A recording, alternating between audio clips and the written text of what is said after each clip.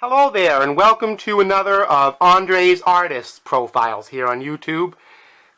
Tragically last year, Ray Manzarek, the keyboardist for the iconic 60s era band The Doors, passed away. And normally I would have done this particular tribute on the birthday of Jim Morrison, but because Ray Manzarek was such an important instrumental aspect of The Doors, and I like to emphasize instrumentalist contributions to music, as much, if not more, than vocalists on occasion. And I know Jim Morrison was an important poetic aspect of The Doors, but The Doors were one of the more instrumentally inclined jazz, blues, psychedelic bass groups of the 60s, and I wanted to emphasize that in this video.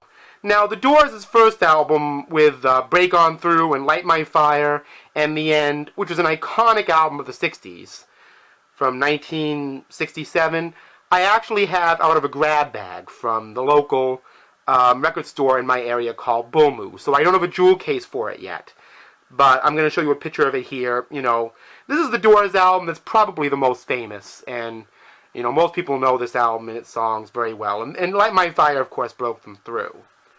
Now, here's the Doors albums I actually have on CD.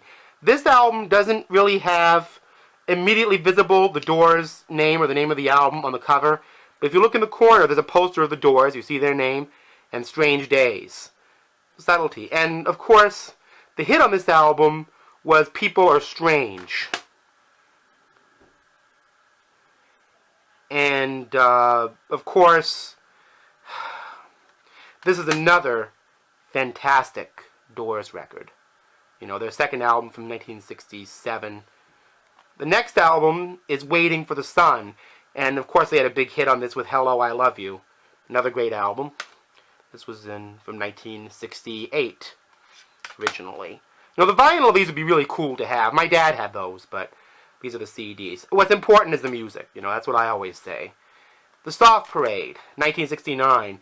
This is a very horn rock, blood, sweat, and tears Chicago type release. And because of Jim Morrison's dynamic vocals, this album really works for me. I really love the song Touch Me, which was a huge hit. It really shows, you know, their more jazzy and soulful side, and their funkiness as well, I think, really came out on this record. Fantastic album. The next album was from 1970, called Morrison Hotel. And, of course, it has that famous song, The Spy, I'm a Spy in the House of Love. This is a very heavy blues, rock-oriented release.